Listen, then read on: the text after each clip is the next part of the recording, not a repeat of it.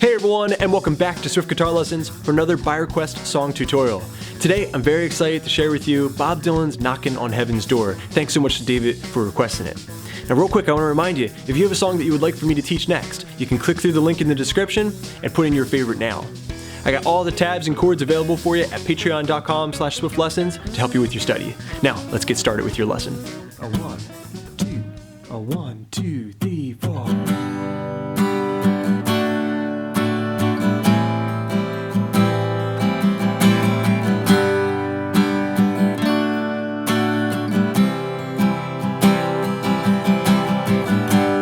Mama, take this badge off of me, but I can't use it anymore. It's getting dark, too dark to see.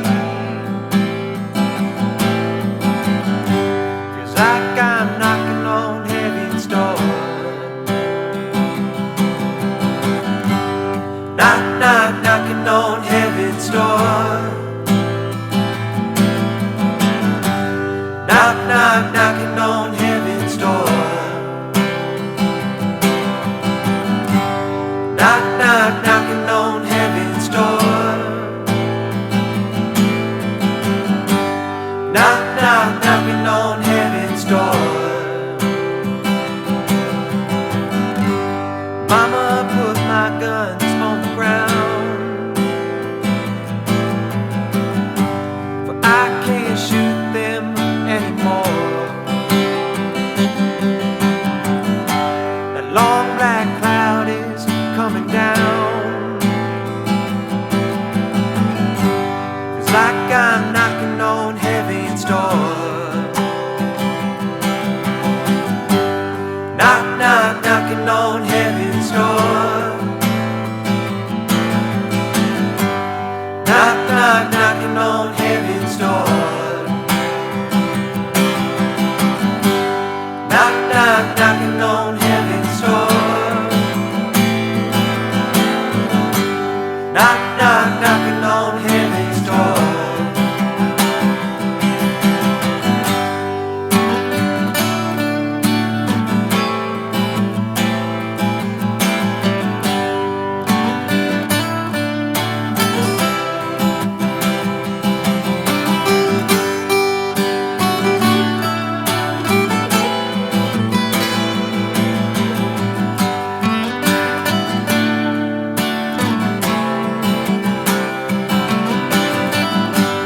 Knock, knock, knocking on heaven's door.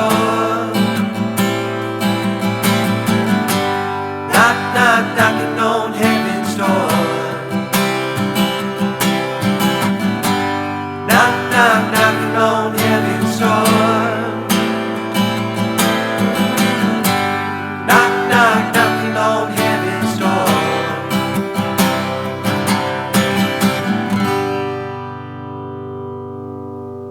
Okay, a close look at the fretboard, and we're getting started with Bob Dylan's Knockin' on Heaven's Door. This is a great song for beginners to learn, because you're only going to need a handful of chords. And this is why I've added it to my first repertoire ebook, which, if you support the channel for just $1 a month, you can get via this link right here, along with a ton of other very useful resources. Okay, so getting started with the chords needed. We're going to need a G major chord. Alright, and this is what we call the 1 chord, because we're in the key of G. I suggest that you play this with your ring finger on top, so that would be 3rd fret, low E string, the middle finger on the 2nd fret, A string, and the pinky up here on the 3rd fret, high E string. That's a G as well. If this position of the G chord is new for you, I suggest taking the pinky and just kind of stretching it out a little bit, because remember, the hand can't move in any way it hasn't moved before. Okay, up next we have the D major chord shape. This starts off with our peace sign position. That's 2nd fret G, 2nd fret, high E string with the pointer and middle fingers, right?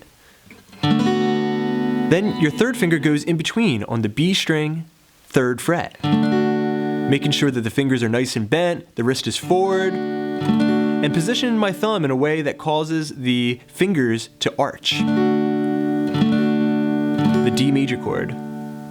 So that D major chord is what we call the 5 chord, because in the key of G, let's consult our major scale in the key of G. 1, 2, 3, 4, 5, G, A, B, C, D. It's the 5th note of the scale, and so therefore musicians will call this a 1 to 5 transition. Okay, the D major chord is down. Now we're looking at A minor 7, our minor 2 chord. So this is middle finger, 2nd fret, D, first finger, 1st fret, B string. The open G makes this a minor 7 chord. You could have played A minor, but the A minor 7 is going to sound much better.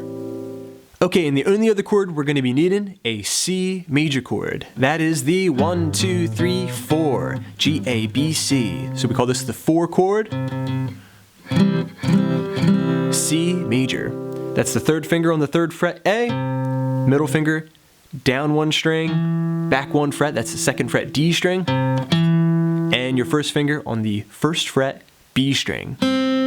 And this chord is going to alternate with the A minor 7. So one time through the progression it'll be A minor 7, the other time it'll be C major. For example, we'll play G major chord, 1, 2, 3, 4, 2, 3, 4, 2, 3, 4, 1, 2, 3, 4. The second time around we'll have G and D and C, 2, 3, 4, C, 2, 3, 4. So that's the structure of the song. 1 chord progression all the way through, non-stop. G major for 4, D for 4, A minor 7 for 8. Second time around, alternating G for 4, D for 4, C for 8 beats. Okay, now that you understand the structure of the tune, I'll share with you some strumming technique that you could use throughout. We have the G major chord for 4 beats, so there we can strum.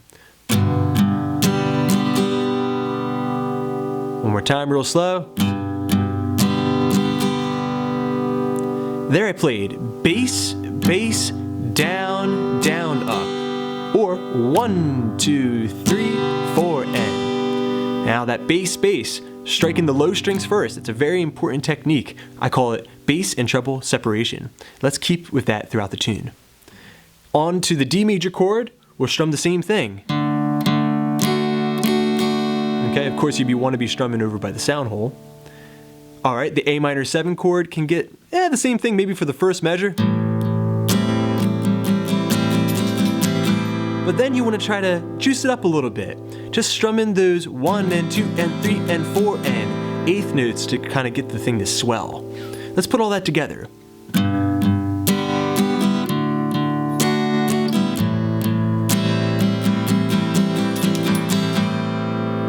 Just like that. So that A minor 7 was bass, bass, down, down, up, down, up, down, up, down, up, down, up. We'll do the same thing for the C major chord when that comes around.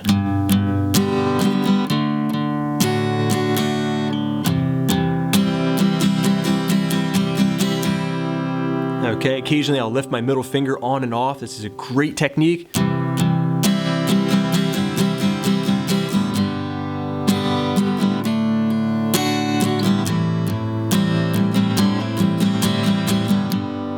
Those little variations sound great over the D major chord, for example.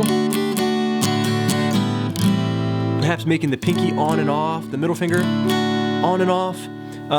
These are things that you can do, especially when the 8th notes are running.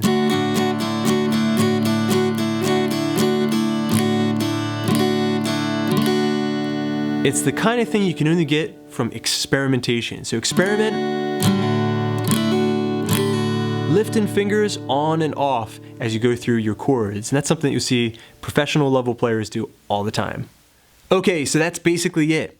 Now you've learned some new chords. The G, the D, the A minor, the C, or you could call that a 1, a 5, a minor 2, and a 4.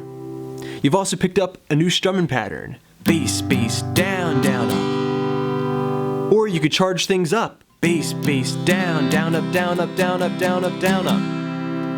Okay, and you figured out the progression, the formula of the song, you basically have a new song in your repertoire now. But there is one other thing that I did during my demonstration, and that was jam over the progression a bit.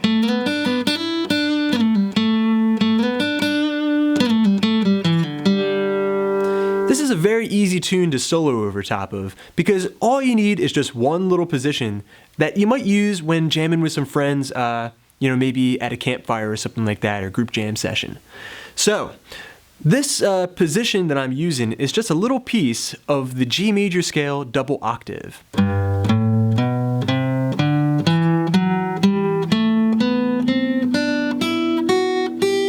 Okay, I'll include a tab for that in the chord sheet that you can get on the Patreon site.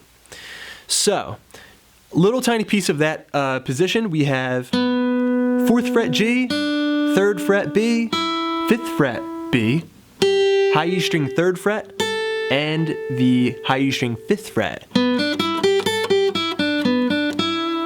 Okay, now this is a great position. Here's your root right here. Your phrases should try to end on that G note where it can resolve. You can also use the open G.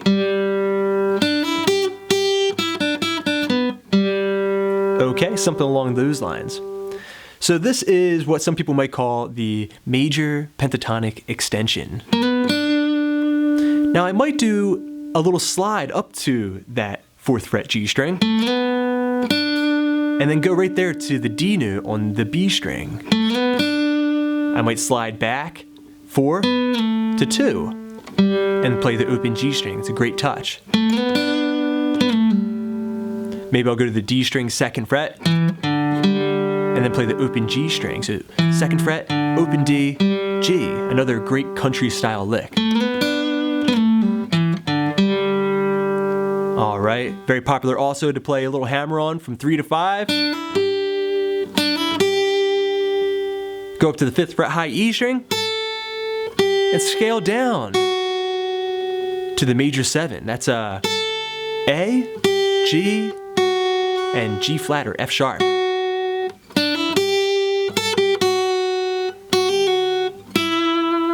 Okay, just like that. So this is a really, really easy area to jam in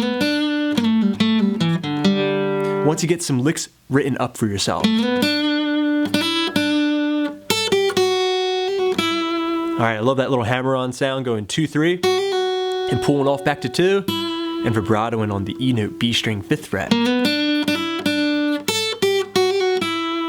Alright, to throw in a little bit of culture in your playing. So use those lead licks tastefully, try to write up your own licks, and come up with a solo that you can perform when jamming with your buddies.